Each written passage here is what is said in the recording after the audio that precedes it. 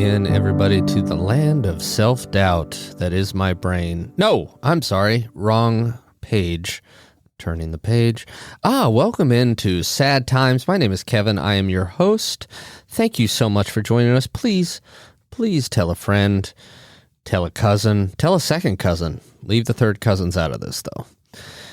For those of you who have never listened to Sad Times before, here's a quick little primer. Each week we have a very kind and generous guest who comes on and talks about times in their life when they faced challenges, when they were upset, sad, angry, felt like everything was insurmountable.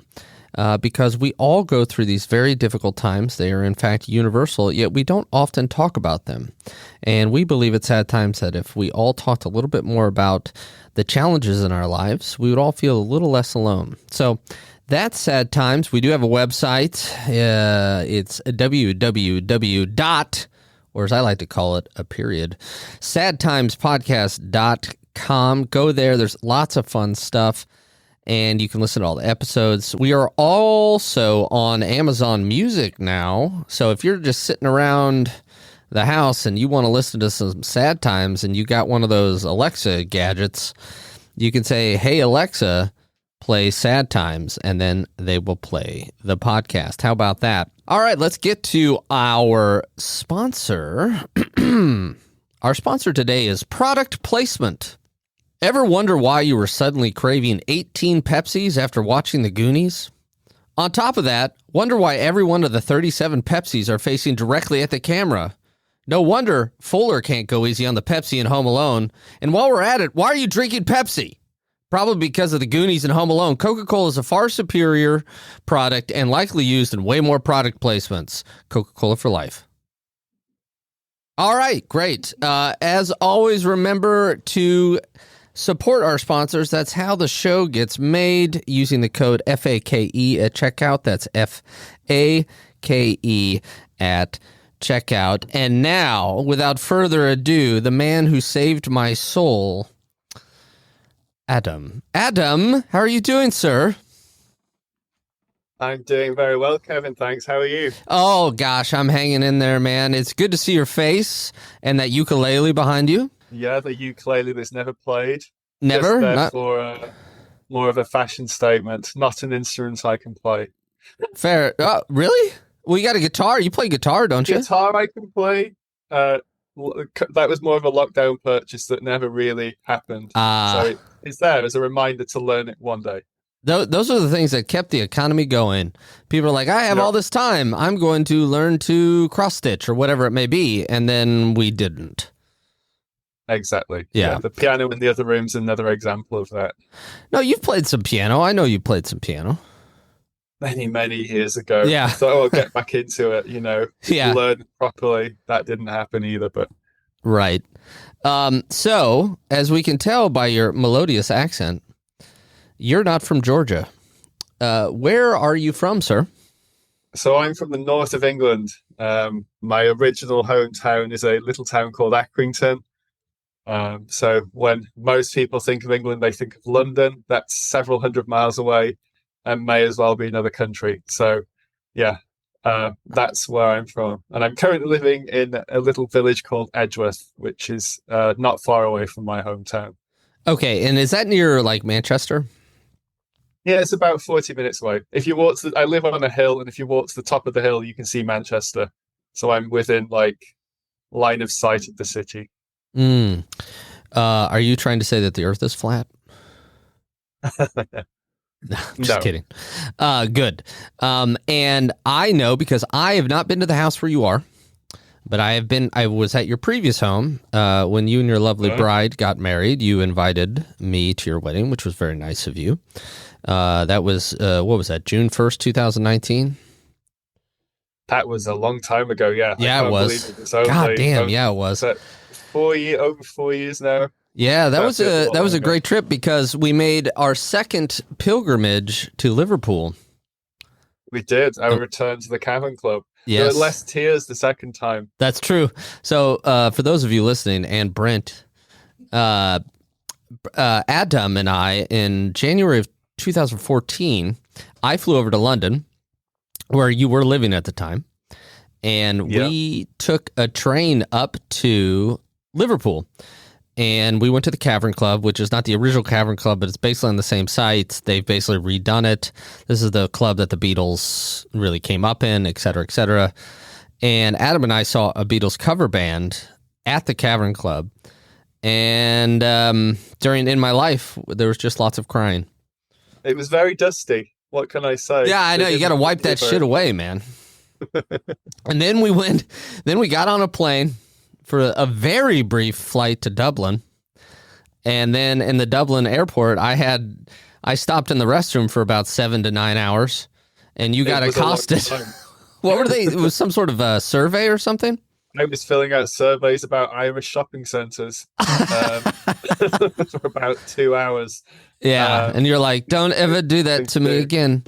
Which no, fair. I almost left you. It was too long. Yeah, I'm sorry about that. Just in my genes. So obviously we've known each other a long time. We worked. Well, you still work for. I worked for a company, and we met not in England, not in America. Where did we meet? In Chennai, in India, our second home. That's right. We met, this was the summer that I spent 3 months there. Now, I came in May of 2013. How long had you been there at that point? Do you recall? All of 2013. I lived there for a year. So I went in 2012 for a week, and then I basically lived in India for a year. Yeah. So that was my 2013. So by the time you arrived, I was nearing halfway through that year. I was effectively, I felt like a citizen. Yeah. I had adjusted to the Indian way of life, with ever changing American faces would come and join in 3-month cycles. Yep. I think you were the second wave, shall we say. And yeah, so that was the most crazy year of my life, I think. Yeah, and I think we're going to dive into that a little bit later. But I will just say that, some of my fondest memories where we would go across the street to what we called Star Wars Bar, because it was like the cantina in Mos Eisley, and we would go in there, and you and I would just drink pound Kingfishers, which for anybody who's listening and is interested in that, just don't be interested in it. That's at least in 2013 was the prevalent beer in India. And we would talk about books, you and I. We would sit there and we'd talk about books. And I felt I was kind of freaking out, and that really helped calm me down. So I know I've thanked you a number of times, but thank you again. No worries. Yes, and everyone should try Kingfisher, not for the health benefits because it has a very high sugar content, or for the taste. But it does create great memories. It does, the ones you can remember, and it also creates a very singular hangover, going back to the sugar content that you referenced. Yeah. So, Adam, being born in the north of England, growing up there, tell us about you're from a little town called Accrington. Tell us about kind of your family. Yeah. So I was born 1987, so I'll let people calculate my age, and grew up in Accrington. Mum and dad, brother Jonathan, or Johnny as he's now called, he's now a tattoo artist, so he's way cooler than I am. And very small town, I don't know, about 30,000 population. Not much there. I mean, I would say declining northern town. Mm-hmm. Pretty much fits that category quite well. I mean, lovely place, lovely people, but not much there, not much going on. Was it at one point a manufacturing town? It was a cotton town. So going back to like the Victorian era, it was a much bigger town. So when I was growing up, there were all the derelict mills and abandoned mills and chimneys that would be knocked down every so often. So most of the housing there is still the old, like, Victorian terraced housing, like the mill workers used to work in. So that's its kind of background and history. And it's very much the same. I mean, it doesn't really change much now from 30 years ago. I think it's basically everything's still there now that was then, and not much has moved on. And when you were growing up, because I love the phrase "derelict mills." I think that's a good Well, phrase. there's a phrase in England where people say it's grim up north, and whilst I disagree with that, being very proud from the north, I can see why. I can see why that phrase exists. Was there a lot of unemployment then? I mean, I maybe, but I didn't really see it if there was. Like, my dad was a police officer. My mum did various jobs. At one point, she worked at like a nursery, or what would you call it, a kindergarten. Then she worked as a chef at the fire station. Oh wow! We lived in like until I was about 6. We lived in this like the suburban house, and then when I was 6, we moved into at the time, my grandmother and grandfather divorced and had this gigantic Victorian house. And so my mum and dad bought their house and they moved out. And then my granddad had a stroke and he lived with us for a while. So it was interesting upbringing, going into this gigantic Victorian house with a massive garden. It was ridiculous, but very happy memories, good Christmases there and things.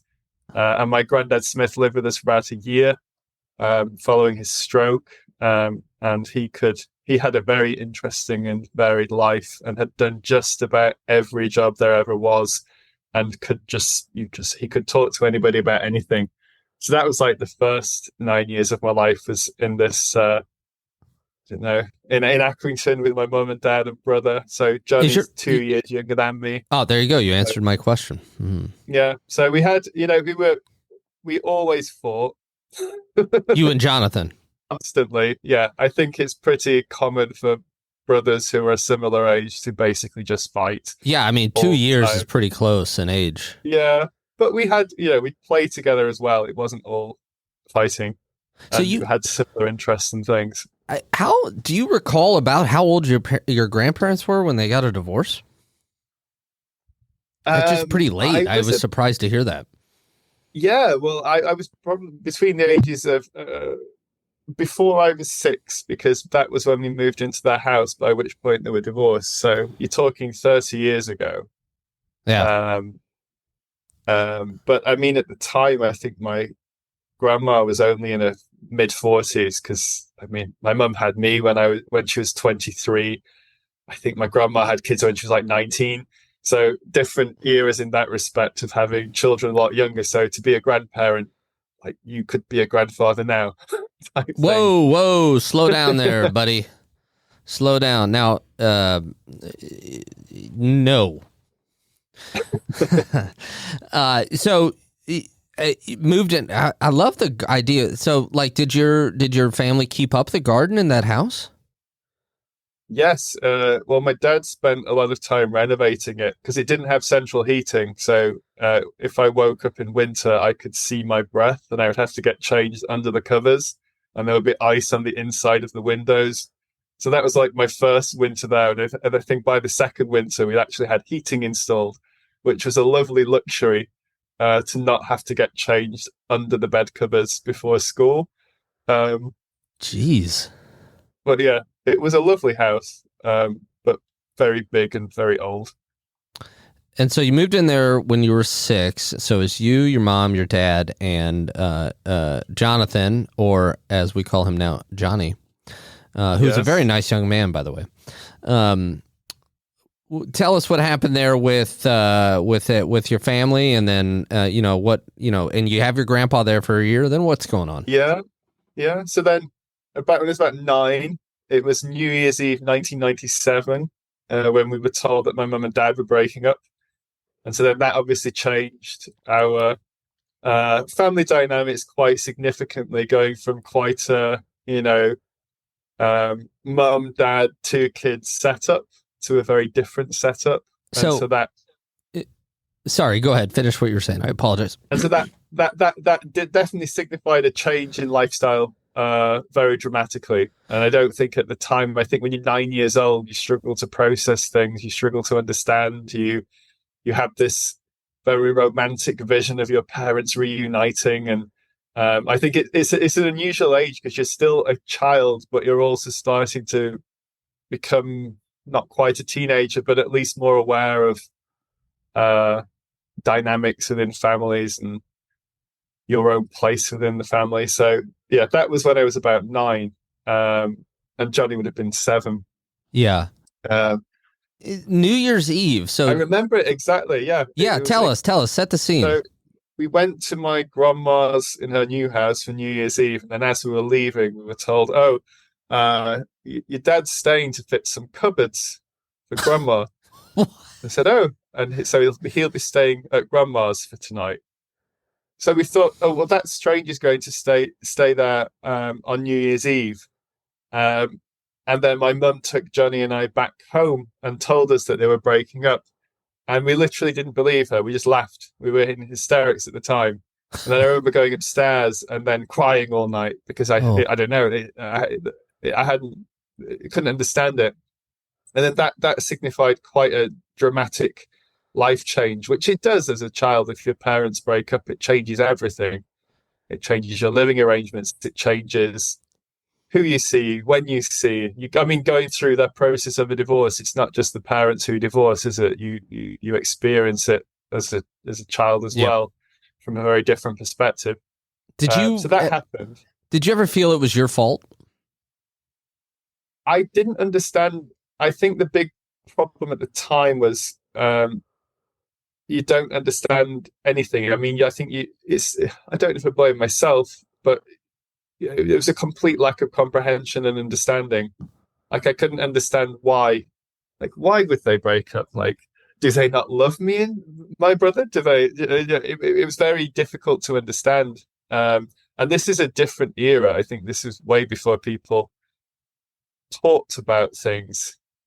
I don't think we ever spoke about things in that respect of how are you feeling about this? Right. Was there a reason given, or just that your dad and I are going to split up and live in different homes? Yeah, we've fallen out of love. We're fed up of arguing in front of you. Blah blah blah, and then that resulted in the next few years of life being very different. Tell me about that, please. So after that, my dad stayed in the house, and my mum moved to a place called Pickup Street in Clayton, into one of the very small terrace houses I've mentioned earlier that the Victorian mill workers used to live in. So we went from this very big house, a big garden, to a very small house. I remember my bedroom, it fit my single bed in, and then I could put my arms on each side of the wall and touch both walls. But did you have heating? We had heating, yes. We did have central heating. So it wasn't, we had that luxury. But at the time, my mum didn't have any money. It was a time of real struggle, shall we say, because going from having a 2-income family with a big home to a very small house, and my mum at the time was working as a chef for the fire station, so money was tight, and I was aware it was tight at the time, because you just notice things are different. You notice how money becomes a much more of a conscious thing that you're aware of versus something you just are unaware of. Like, before this happened, it wasn't something I ever thought of. And it definitely changed me at the time. And it was only years later, looking back, that I realized how big an impact it did have at the time.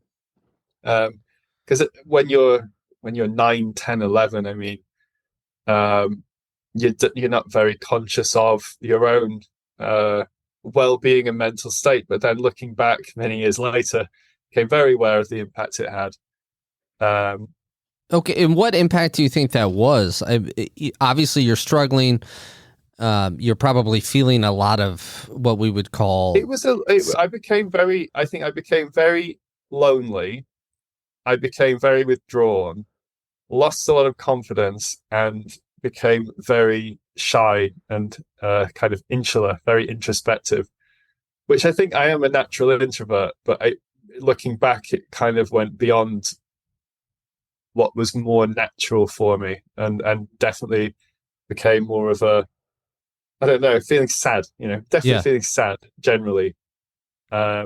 feeling like what could have been if things had been different. And my mum and dad did the best to shield us from whatever they could. I mean, it wasn't that. I mean, they're very good friends now. It's not that they hate each other, or that was never an issue, shall we say. Yeah. But it did have an impact, and I know it was many years later, in therapy of all places, that it helped me to start processing some of those feelings that hadn't been processed for so long. And it was we're talking many years later, which we may move on to later. But I think it just highlighted to me how, I don't know, not talking about things, not processing things, you hold on to them until you have done. That's what it taught me anyway.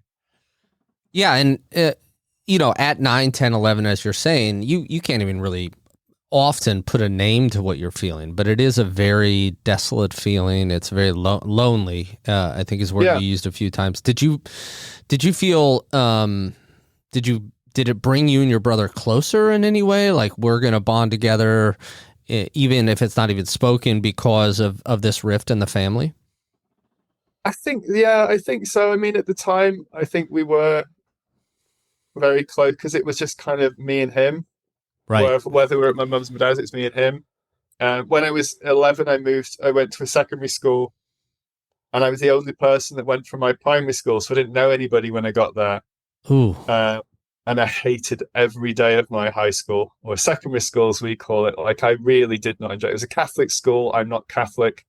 No, you're not. I turned atheist on my first day of secondary school when I just I went from a very Church of England school, which is kind of like you sing a few hymns, you might do a prayer once or twice a week, to Catholic school where you have prayers and 3-hour masses and grace before you eat food. And so it was going from one extreme to another in terms of like religious severity and intensity. So that helped me turn atheist from a very young age. So you're saying that the Catholicism didn't take, and apparently it didn't take within hours. No, literally the first day. I went probably quite agnostic, not having really thought much about Christianity or God. Mm-hmm. But then after I remember it was in I think it's like my first or second day in a physics class, and we had to do some weird prayer. And I remember there was this light bulb went off in my head, and I just thought, okay, this doesn't make sense to me. You say in physics class? In physics, yeah, we had to do just random prayers all the time. Do you think anybody was like, why are we saying a prayer? I mean, I think the physics over here is explaining it. Yeah, no, I don't know. There were prayers all the time. Like it just baffled me. I never understood it. I suppose if you're in that world from a young age, it might make more sense to you. But like going into that world at 11 again, it's quite an odd age to be introduced to Catholicism. Are you still an atheist today? Yes. Yeah, I have been ever since. Well, it sounds like it worked out for you there at the Catholic school. So you're in the small house. You're very conscious of money in a way that obviously even at 9, 10, or 11, that you didn't even think about it before. You're still seeing your dad, right? You guys are doing the... Yeah, still saw my dad. I think it was like every other weekend and maybe a midweek night every so often. So we still saw him because he worked shifts with police. So it was kind of, I suppose, figuring that in. And then he eventually remarried, and he had my sister. And oh wow! Now, so both my mum and dad both remarried, both had a daughter each.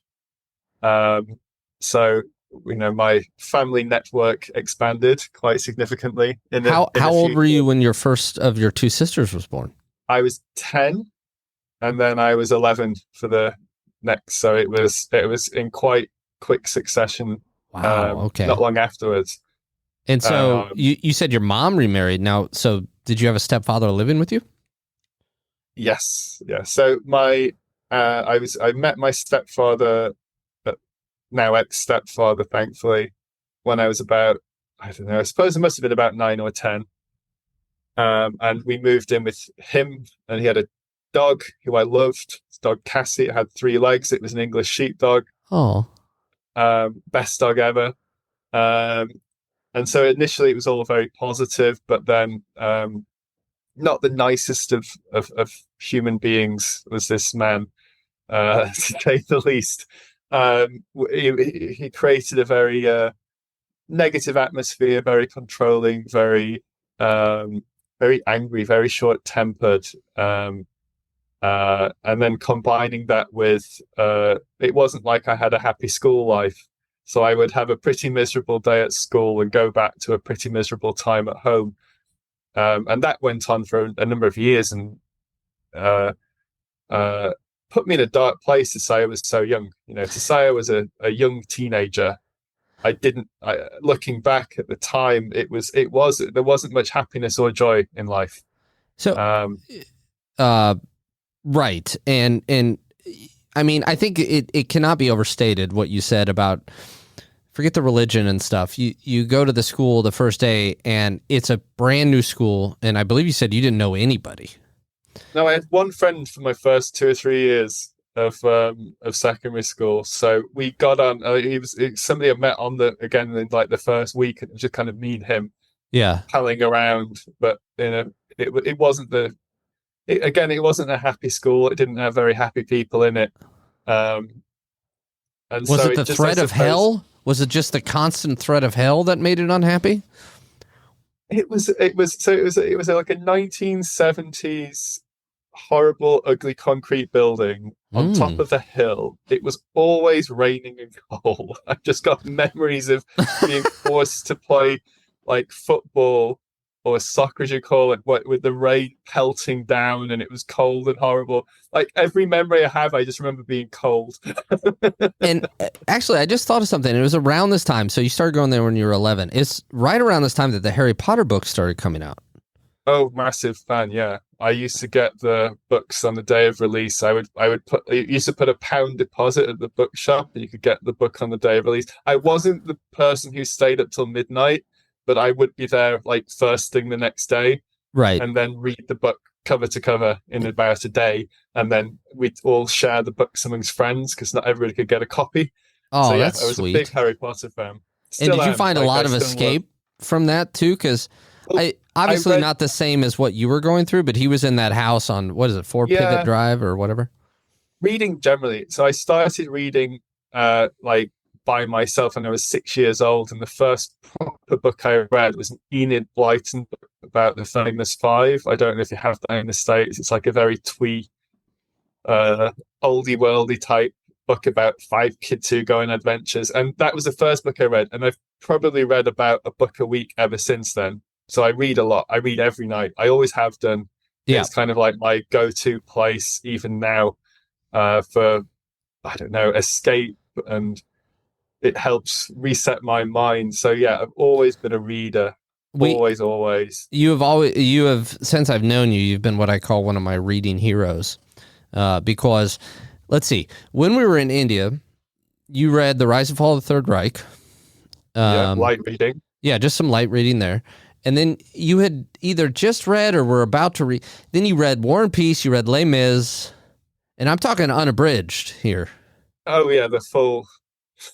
Yeah. Full version. And right now you're reading the great Stephen King, I believe, right?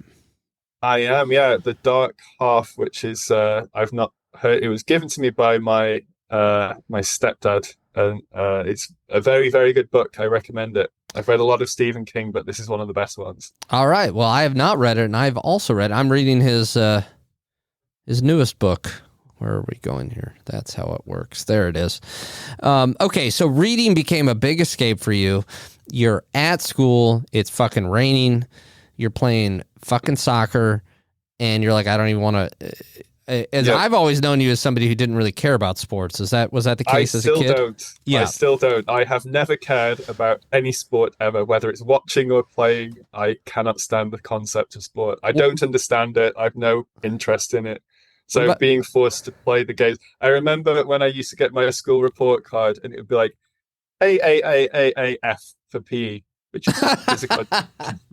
And the PE teacher would write things like Adam would do better if he participated and didn't run away from the ball in football. Like I would literally actively run away. I don't want anything to do with that. No, and if they would put me, like, because nobody wanted to be the goalkeeper, so they would put me in the goal. No way on earth was I going to stop that ball going in the net. So again, go in the goals, and then I would run away from the ball. I hated it. In year 9, which I think my 3rd year, I started going to the library, and I would lie and say that a random teacher had sent me there to do some homework. And I did that for about 3 years, and the PE teacher didn't bother doing anything about it because I think they saw that I'd hit my limit with sport in general. So you just stopped going to PE? I just stopped going. I would just go to the library. Yeah. And just lie and say, I'm doing coursework. And that was miserable. But I enjoyed the library. That was a nice place. Oh, libraries are the best places on earth, really. Yeah. So then you get done with shitty school where you have one friend. And then you get home, and you said that your stepdad was very controlling. I mean, I obviously know what controlling means, but can you let me know exactly what do you mean by that? Can you give us some examples? Small things like make me a cup of tea, which you would think is a pretty simple request, but then if it didn't have enough milk or too much milk, you'd then have to make another cup of tea, or make me some toast, and if the toast was too well done or not well done enough, or do the dishwasher, you've not done the little things.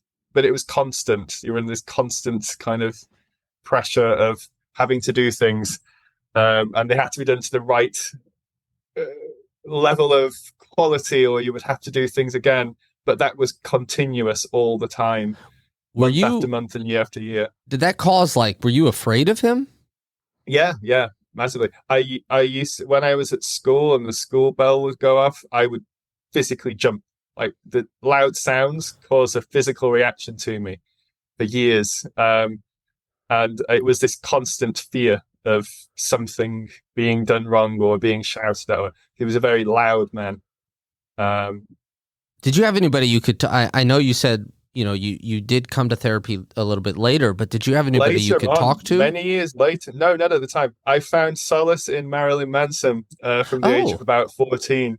So that he became my second refuge, which is a real shame with all the recent controversies coming out about him. But it was when I was about 14, and I became a bit more alternative into my more metal music and grew my hair long, and kind of that found a lot of solace in that world. And that again was a new form of escape, and definitely massively expanded my social network when you start having more of an interest in music at that age. Yeah. So would you have called how would you refer to yourself? A metalhead, a goth, none of the above? At the time you were a mosher. A mosher. So it goes to a mosher or a metalhead. Uh-huh. And then eventually a few years later I did become a full-blown goth with the whole black hair, nail varnish, the works.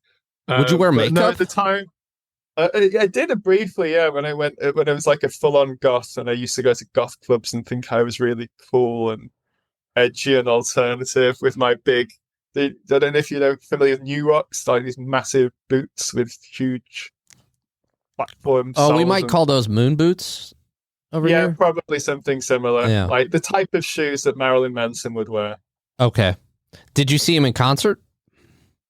About 8 times. 8 times? I had every single CD, single.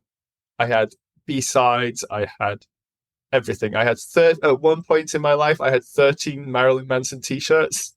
They were all I would wear.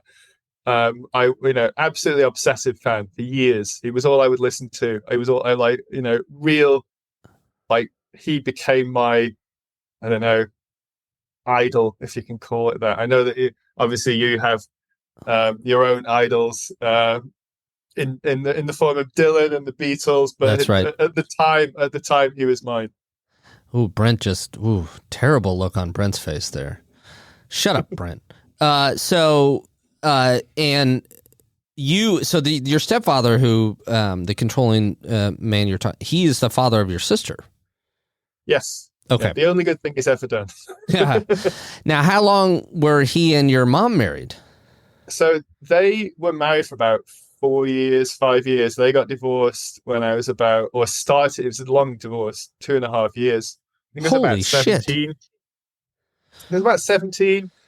And then I was kicked out by him when I was just turned 18. So there's we had a big row, and I realized that I was about a foot taller than him. And I stood up for myself for the first time, and he didn't like that. And so that resulted in me uh, moving out, shall we say. And I then moved in with my grandfather, who he used to live with us when he'd had his stroke. So I lived with him for about 6 months when I was 18. So that made my second year of college, which I think is your high school. So I was like 18 in my second year of college, rather eventful because I was kind of living with my granddad, but he was an amazing man. Like he would, if I was sat there on a Tuesday night and watching telly, he'd say, "Why haven't you got your friends round? You know, have a party, Oh, wow. invite some friends around." He was a brilliant man. And so then from the age of about 18, I was then supporting myself from then till now in terms of like I had to figure out getting jobs and What was your having first somewhere to job? live. Well, my first job was actually working for my stepfather in Burnley Market selling settees. I did that for 2.5 years. So every Saturday and school holiday, I'd be working selling furniture from the age of about 14. You you sold furniture? Yeah, and then I also delivered furniture. So I was a delivery boy delivering furniture. Okay. I did that till I was about 17. And then as soon as I turned 18, I'd always wanted to work behind a bar. So I found some bar jobs. And I loved working behind bars. And I did that on and off for a number of years. Did you I have... got my first... Oh, go ahead. I'm sorry. Yeah, no, go ahead. Then my first proper job, my first like full-time job was when I was 18, and I got a job as a customer service agent in a call center. Now we're So that's talking, how buddy. my career began Now at the we're age talking. of 18. Yeah, so, yeah. Did you feel, you had said that when your parents split up, you, and I might be remembering how you said it, but you basically lost a lot of confidence. You didn't have a lot of confidence. So, No. And was that still the case when you were 18? So by that time, I had found the joys of marijuana and alcohol, and I think in the alternative music scene, that was a very big thing. So I think from around that age, I was just kind of masking a lot of feelings. I had a very, at the time, really active social life. So I'd be out all the time, going to gigs, concerts with friends. So it was whilst in one respect it was quite challenging. I know 18 is not young, but it is young to be supporting yourself, I think. Oh, I think so, yeah. And so it was quite fun in one respect, but then also very chaotic. Like I've moved house in my life 34 times. Wow. And a lot of those kind of house moves happened during those periods where I would live somewhere for a few weeks or a few months and then move somewhere else. So it was a really unstable, chaotic lifestyle of kind of working full time, but then also not really being very mature and grown up in a workplace, and outside of that, being an absolute nightmare. And then I did that for a couple of years. I got a few other different jobs and then decided to go to university at 21. So I had like 2 or 3 years out of education and then realized my friends were having a lot of fun. And I wasn't. I was working full time and they would just seem to be having fun all the time. I thought, this doesn't feel right. I should go to university as well. So I did. And I studied film and media. Film and media. Yeah, very valuable educational course. It's right next to my theater degree. Yeah. Which involved not making films, but watching films and then writing about them. So that was my degree course. What were some films that you fell in love with while in school? I've got a poster there of my favorite film of all time, which is Hedwig and the Angry Inch. Yes. Which I think is the greatest film ever made of all time, hands down. So I watched that about 3,000 times. I wrote my dissertation based on it, and I don't know. That was definitely my favorite film ever. What is his name? The guy who made that? Don Cameron Mitchell. That's right. Yeah. I saw a stage version of it last year, and it was amazing. Oh, really? Just this past year? Mm-hmm. It wasn't John Cameron Mitchell; it was somebody else playing Hedwig, but still an amazing show. So around this time too, when did you start going into counseling and therapy? So it was at university. So what happened was I started a band. So I was in a band, and wait a minute. What kind of band was it? Let me guess. Hold on. Folk. No, not folk. It was more like a thrash metal band. There are still a handful of videos on YouTube. What's the band's? And say it again. Endarkenment. Now that's a fucking badass name right there, buddy. What happened was they put dark in where light is, Brent. Just draw it on the whiteboard over there. Yeah. Jim Morrison, I think it came from the Doors. Oh, God. Okay. And so I was the drummer. So the reason I was the drummer is I bought a drum kit and nobody else had a drum kit. And I'd never played the drums, but then I was the drummer in a band. And then within 6 months, we were playing live shows. We recorded a handful of songs. It was very fun. We had a band house. You had a what? A band house, you said? Yeah. We all lived together as the band. Did that lead to... Did you guys fight? Not initially, but it didn't end well. I think what happened was I think the bassist took somebody else's girlfriend, and then the rhythm guitar, everybody slept with each other's girlfriends, and it all kind of blew up, and it all happened very quickly. And then you guys made a record called Rumors. Oh no, wrong band. We should have done. Yeah. No, we should have taken that pain and made a masterpiece of a record, but we didn't know. It just all collapsed. And then at the time, I was still in a pretty dark place, and I had not really ever done anything about it.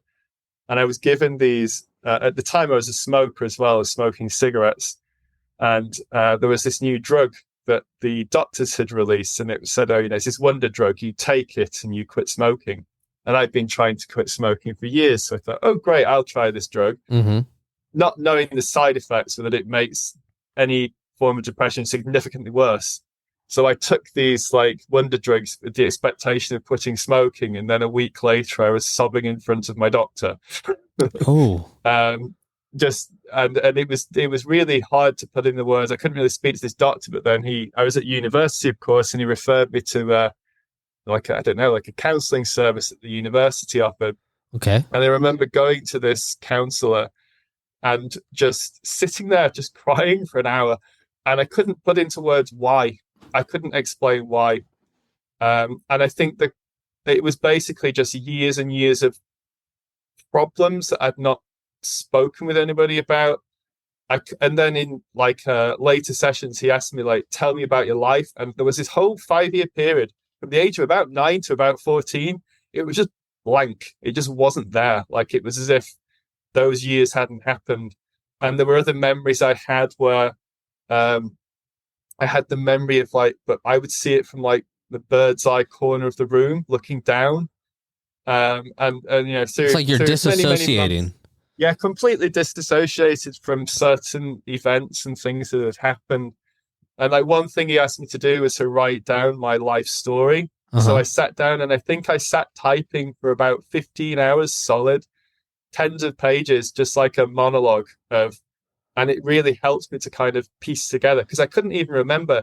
I know why I've lived in 34 houses is because that was the first time I'd ever actually sat down. Oh, and did the count? Understood, did a count, of where I'd been in life and what had happened. Because at the time I was about 22, 23, but I felt like 50. I felt like I'd already had 10 different lives because I'd moved around so much and had so many different things happening.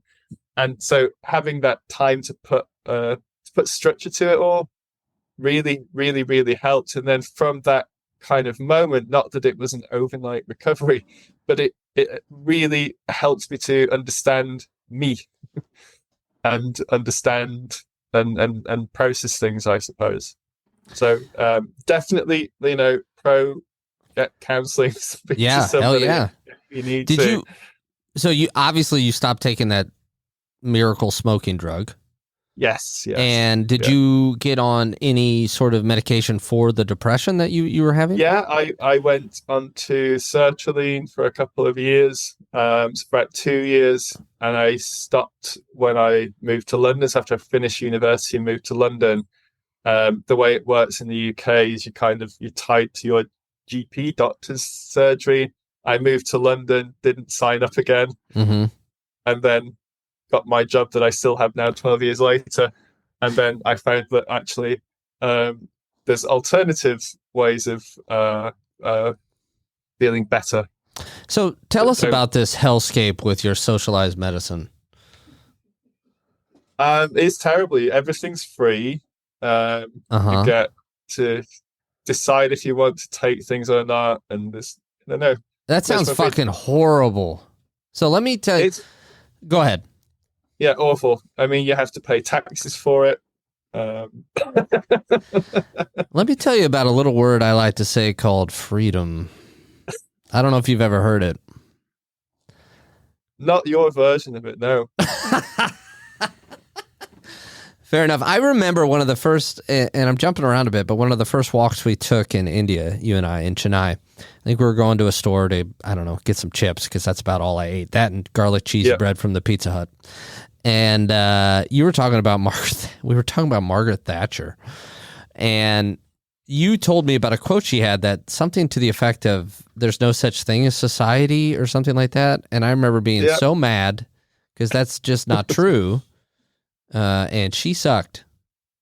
Well, I've got her official biography in the bookshelves behind me, and it's another 1,000-page book. And I remember that for the first 20 pages or so thinking, oh, she seems all right, she's got a humble beginnings and she seems quite nice. And then after about a chapter or two, oh no, she's a white supremacist. And oh no, she has some absolutely horrific worldviews on just about everything. So yeah. Is that book called The Iron Lady? Is that what that movie is based on? Yeah, The Iron Lady. She's not for turning. She's not very well liked in large parts of the country. Fair enough. Yeah. So anyway, enough of this hellscape of socialized medicine. I just can't. If people can't see right now, but Adam just has sores all over his face. And there are 17 clocks behind him that are all showing all the times he's waiting to see a doctor. It's really terrible, everyone. Freedom. Okay, so you get down to London, and you're no longer on the antidepressant, I believe. But would you feel that you had the ability to kind of recognize the negative thought processes that you didn't even know were going on before, and now that you were able to do that? Exactly, and I still can, even now. I recognize when I start to not feel happy. If I can put it that way. Mm-hmm. And then I know, my way of dealing with things is to, I don't know. I suppose to just step back when things get too much, or. Does that mean you need time alone to kind of process through it? Okay. Yeah, exactly. I'm a very strong introvert. I gain all my energy from being alone and independent, and just having that breathing space to recharge. And it's the perfect time to read, right? And I love that the way you said it. It resets the brain. Yesterday I found out some news that made me real sad, so I just sat on a couch and read a book for a while, and it helps. It just recenters everything. You think about something else. For me, speaking for myself, I wasn't wallowing in my own self-pity for a little while there, which was nice. So again, reading. Reading, it's the cure of everything. And now we're coming up around mid-20s, right? So we'll call it adulthood. And at this point, what did you think your life was going to be like? Well, at the time, I moved to London with the expectation of getting a sales job, because that was the last job I did before uni. And so I was looking at all these very high paid jobs that I kept applying for and getting absolutely nowhere. And at the time, I had to do like bar work and kitchen work and any random job to just survive. Mm-hmm. And then I saw this job for a customer service agent again, and I thought, well, it's minimum wage, but that's what I'm earning anyway, so I'll do that. And I planned on working there for 6 weeks, and I'm still here 12 years later. Right. Um, And by the way, minimum wage, that must be $7.25 an hour. it was £7.50 an hour at the time. I don't know what weight has to do with this, Adam, but it's rude. So you, But you about take, £7.50 an hour. So it was about the same as I was earning doing bar work. how was that? How did you live on that in London, which I imagine is an extremely expensive city? I lived an hour and a half from the centre in a box room at the end of in like zone 6. There's 6 zones in London, and I was at the end of zone 6.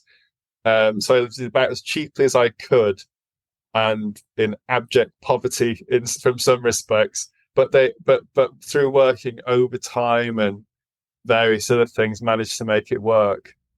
And then it was about a year or two after that, I was asked if I wanted to go to India, and I bit the person's hand off because I didn't think, from the background I'd never had any time or money to be able to travel. Mm-hmm. Like the thought, there was no planet I would have been able to afford to even save the flight costs to go to India unless I saved for a very long time.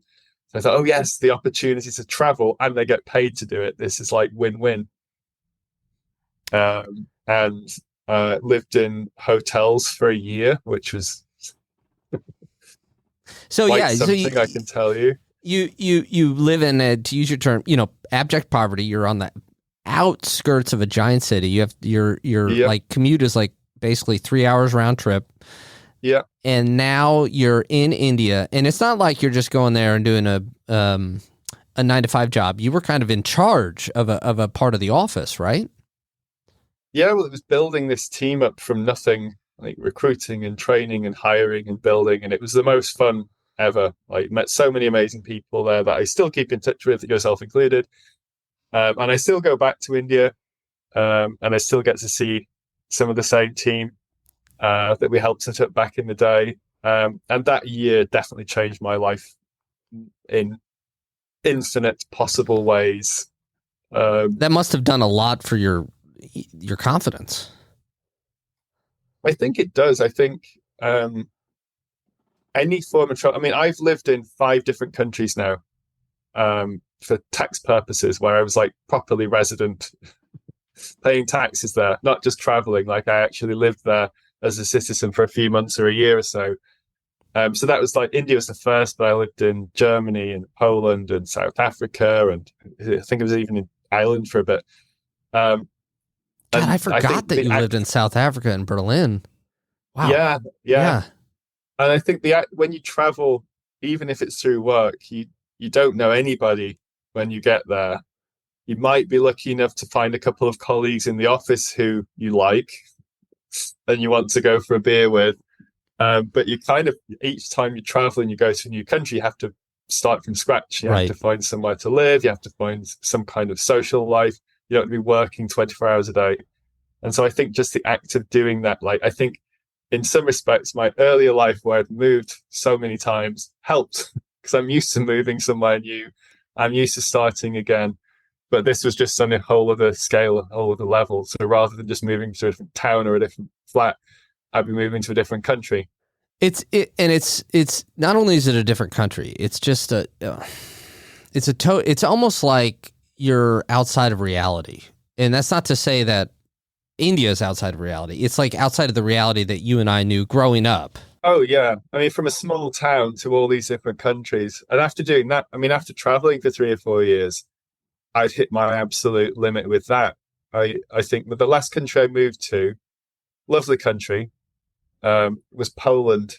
Aha. And it was like minus 17 degrees and it was winter and it was dark. And it genuinely felt like I could have been in any country in the world, because when you tend to live in like the bigger cities, they all have shopping centers filled with people shopping. And then Yeah. you have bars everywhere filled with people drinking. You have restaurants filled with people eating. So no matter which country you are in the world, they all start to look the same after you've traveled and lived in enough countries. And I just hit my limit with it. So that's when I finally then moved home. This is like 8-9 years ago now, 2015. God damn, I can't believe it's been that long. Because know. I was in Warsaw it was 2015.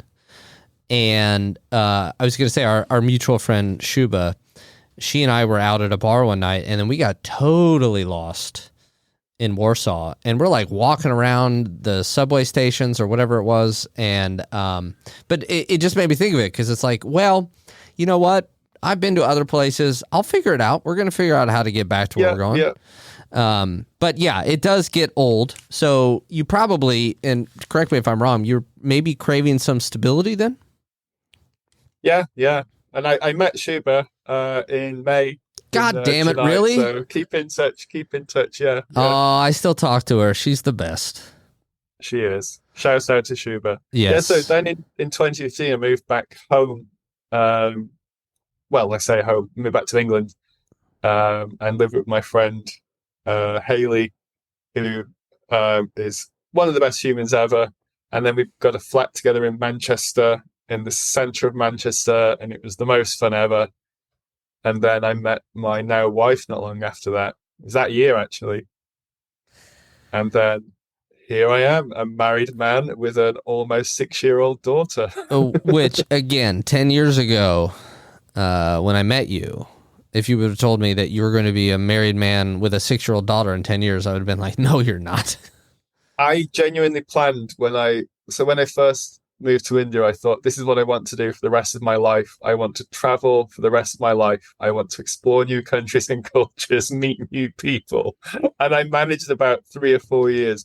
And I've since learned, after speaking with many other people who have had similar life experiences, that is not an uncommon experience to think that you're going to travel forever. And then eventually it does wear you down, and you do just want a bit of stability. Not in every case, but it's not a unique experience, I think, wanting to eventually stop and just have a bit of a grounding. You met your wife, future wife, now wife, and then the two of you had a beautiful daughter. Yes, who is now in her second year of primary school. The most amazing little girl ever. She is. The wife's nice too, of course. She is the sweetest. I do have to tell a little bit of a story. It was the day after we went to the Cavern Club. So we were in Manchester. So what is that, about an hour from Liverpool or so? And so we took an Uber back to your place, and, we were all not sober. And luckily, we were able to sleep in. You are a father, and she would have been, 1.5 at that time, almost 2. And I just remember laying down in that basement room, wishing for more darkness, and hearing, Edie, no! Because she was trying to write on the walls. Yeah. I mean, you have to go. Yeah, I mean, until about the last year or so, I don't think we had an unbroken night's sleep or a lie. Like, you just don't get that, and nobody and nothing prepares you for parenthood. Yeah, I used to think before I became a father that I would want a dozen children, and I think I had this very rose-tinted view of what parenthood actually is, and it's the most amazing and exhilarating and best thing ever to happen to me ever. But it's not what you think it is. It's not like all lovely nice days out. It's like figuring out, like, okay, she's sick again, are you taking the day off work or am I? Or not sleeping for 4 years was a big part of parenthood. Good Lord. How did you get through that? I guess it's just you have no other choice. No, I remember I had my first work trip after Edie was born. It was about 4 or 5, I don't know, a few months after she was born. And I remember going into the office in Warsaw, and my colleague just said to me, like, Adam, what's wrong? thought I was ill. Thought something had happened. I just aged that much in 4 months since he'd previously seen me, that he thought I was ill. I think I'd lost weight. I was wrinkly. I think I'd lost half my head of hair. I was just aged very quickly. I'm here to tell you didn't lose half your head of hair. That would be me. You might have been looking at my photo or my face when you said that. When you tell us, I want to say this. You have always been somebody who's been realistic about the challenges of parenthood, but you have always, in a very rare case, you have always been so exuberant and joyful when describing it. Even when, as you just did, I didn't sleep for 4 years. But you're like, but it's the best experience. So how have you kept that perspective? Is it just the love that you have for your daughter, or is it just the joy of having that stable home, or it's all everything? Yeah. And I think I am an eternal optimist. I always assume the best, and it winds friends, family, my wife up all the time, because I'll say annoying things like, I've just got good luck. Like if we're going to somewhere and there's a busy car park, I'll say, we'll find somewhere. I've got good luck. I'll find something. And it can be infuriating when like people think the world's about to end, and I'll say, it'll be all right. We'll figure something out, is my general approach in life. And it's how I approach most problems, is just assuming the best and that things will eventually work out. Is that something that you came into as you were able to go through counseling and kind of work through some of the stuff, and then you kind of came out the other side with that type of perspective? Yeah. And I think that if people have different perspectives. The pessimists amongst us think it's better to be more realistic and more prepared for a negative outcome, but I prefer to just assume the best will happen. Which is my general life approach, I would say. So let me ask you this as we're wrapping up, Adam. I have a couple questions. One, we talked a lot about books in this episode. So can you name a couple books? I know Harry Potter was a big one for you. And I'm kind of putting you on the spot, and I apologize. But a couple books that you can think of that were great books to read, but also were perfect escapes for you and allowed you to be in another place and experience something different than kind of the humdrum world you were in. So my favorite book of all time is Stoner, which I read for the first time in Cape Town. And it's the first lengthy book I've ever read cover to cover. I literally didn't stop. I started reading it, I don't know what time it was, 8 p.m. And I stayed up till about 5 a.m. I just didn't stop reading this book cover to cover. And I've since read it a couple of times since. And I never reread as a general rule. Once I've read a book, it doesn't get read again. But for this book, I made the exception. And it's just about a man's life. Yep. Like nothing, not the most amazing of lives, not the most eventful of lives, but just a man's life. And I think it captures the essence of most people's lives better than any other book I've ever read. Because most people aren't serial killers or wizards or hitchhikers. Some are all three. No. So, but that, I think that's my favorite book, and I recommend it to everyone. You recommended it to me, and I read it. It's a fantastic book. So, for all of those who are getting Wade over there in the corner, Stoner is not because he liked drugs. That's his last name. And it was written by John Williams, as I recall. And didn't you name a car after him, after Stoner? Yeah, my first car, which was a 20-year-old Peugeot 106 that was falling apart. I paid £500 for it. I called him William. That's right. What one other book would you say comes to mind? It has to be a trilogy of 5s, which would be The Hitchhiker's Guide to the Galaxy. So when I was about 14, I read that 5 series of books. I think I read it 8 times in one school year, to the point that my English teacher was worried about me, because that was all I would read. And it was to the point I read these books enough times, I'd memorized them. I knew the next sentence before I read it. And I think, again, I think my personal best, say, series of books ever is The Hitchhiker's Guide to the Galaxy. Douglas Adams was, shall I say, a genius. And that is a book everybody should read. And again, I remember being in Star Wars Bar when you telling me very similar story. And then I got it on my Nook, not my Kindle, Brent, my Nook. And I read the first one. Now, I need to go back and read all of them. I've only read the first one.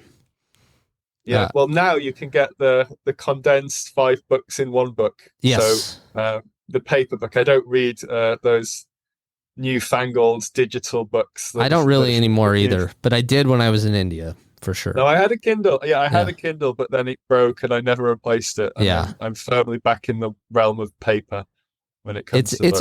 It's a good place to be. And again, you're one of my reading heroes. And as we wrap up, I also want to say, I don't mean to make light of it, as I said, the man who saved my soul, but, it was a very challenging time for me when I was in India, mainly about my own stuff, not anybody else. I was just very anxious and all this stuff. And you just were a lifesaver to me, and Will became one of my closest friends and will remain one of my closest friends for the rest of my life. And I'm just so lucky to know you. And yes, your eternal optimism at times, it's like, shut up. But it's also like, yeah, you're right. So thank you for all of that, Adam. And, as we're wrapping up, is there anything else that you would like to say or share with everyone, that maybe you didn't get to say during telling some of your stories? I remember when you spoke at my wedding, and it was the most amazing, heartfelt, beautiful speech of all time. And some of my friends said, so one of my friends who was also speaking at the wedding said, "Who was that damn American? He came up with this beautiful speech and he made my speech look crap in comparison." So you have remained in everybody's memory for that. And no, I feel the same. I think India was life-changing. And it's the most amazing country with the most amazing people. Yes. But being dislocated from everything and it's like living on Mars when it's your first time living in another country. So I think, I also genuinely appreciated the time that we spent together. And of all the people that I met there, I think by far it's us two who have stuck together the most. Right. And we need to plan another in-person meetup. But well, hey man, you come to Chicago, but I got to get back over there. And I want to say one more time, you just said it. It cannot be said enough. The nicest people in the world live in India. They're just the nicest people, no matter what the situation is. Just the most welcoming, kind people. I just cannot say enough. Well, Adam, thank you so much for coming on and sharing some of your stories. And I'm, from a difficult start there, or kind of weird that 9 to 14, as you said, coming to now where you're doing very well for yourself. You have a wonderful wife, a wonderful daughter, and just proof of that optimism, I guess, works sometimes. So I'm going to look into it. You should trial it. Yeah, I'll try. Yeah, I'll do a free trial. Optimism's going to be like, what's your credit card number? Because of course it is. Adam, thank you so much for coming on, my friend, and I look forward to talking to you again soon. Thank you, Kevin. Yes, and to everyone else, I will end the show the same way I always try to, which is a reminder that there is always room for kindness and grace, even within ourselves. There is always room for kindness and grace. I forget it all the time. I forgot it yesterday, so I picked up a book, and that helped. Thank you so much for listening. Please tell a friend, and we'll see you next time on Sad Times.